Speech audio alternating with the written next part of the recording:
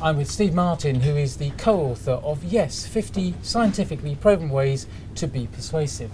Steve, if I'm a CEO waking up on the first morning of 2013, what should I be thinking about? How can I improve my organisation or me as an individual when it comes to getting people to see my point of view? I think what you're talking about, Parminder, is how could a CEO be more influential? And I think the first thing they can do is recognise that influence isn't just an art. There's a science. There's about 60 years of evidence that shows how we can effectively move people in entirely ethical, responsible and sustainable ways. So my advice would be to learn the science. Tell me, give us briefly an explanation of how you got people to use their towels more frequently within hotels. Yeah, well, this speaks to one of the principles of influence, the principle of consensus or social proof, the idea that people follow the lead of what others around them are doing. So when we placed signs, and my colleagues Robert Cialdini and Noah Goldstein, who led the studies, placed signs in hotel bathrooms saying that 75% of previous guests had reused their towels, they registered a 26% increase in recycling, which was much more effective than threatening people or coercing or educating them or telling them about the merits of environmental protection. So that simple insight from consensus led to a significant increase.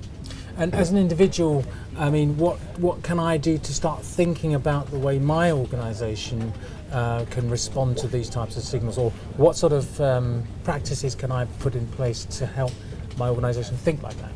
Well, if we talk more about consensus, it's the understanding that you don't have to use your own ability to influence and persuade. You can use what many others are doing that's desirable. So shining a light on good practices and making them the norm in an organisation is going to be an important thing. Of course, this is just one of the principles. There are 5 others that also you can rely on to be a more effective influencer and communicator. And I also gather that you've been working with the UK's tax and revenue, the HMRC tax and revenue organisation. How have you managed to increase the return of annual tax returns with that organisation? Yeah, this is an interesting one. It came about after the TAL studies. They asked simply the question, what's the most effective message on a letter that encourages people to submit tax returns on time? And the typical approach is to either threaten or offer a disincentive or an incentive. So what we did was we replaced letters that typically threatened or fined people for not submitting their tax returns and replaced them with messages that said, this is the honest number of people in the UK who do pay their taxes on time, the overwhelming majority, in fact. And what we found is actually by targeting those messages and not just saying, look, here's the number of people in the UK, but here's the number of people who share your postcode or zip code and the number of people in your town that pay, that similar others approach led to significant improvements in return rates, leading to the collection of hundreds of millions of additional pounds. So these aren't small effects. They may be small changes, but they have, often huge effects in terms of their impact. And why do you think that that's more successful than a financial penalty? There is a £100 immediate penalty if you don't return your tax return on time. Why is it that a financial penalty isn't as effective, or rather you can go over and above that? Yeah, well, let me first say that I'm not suggesting that financial penalties aren't effective in certain contexts. They certainly are.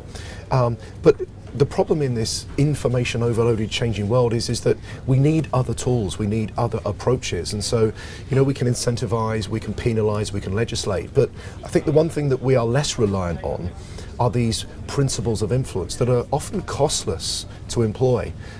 Hence, I think they have a huge utility. Whether you're a manager in an organisation or the chief exec, I think there's a case to be made that every single person in an organisation should avail themselves of this skill to influence more effectively by using the science.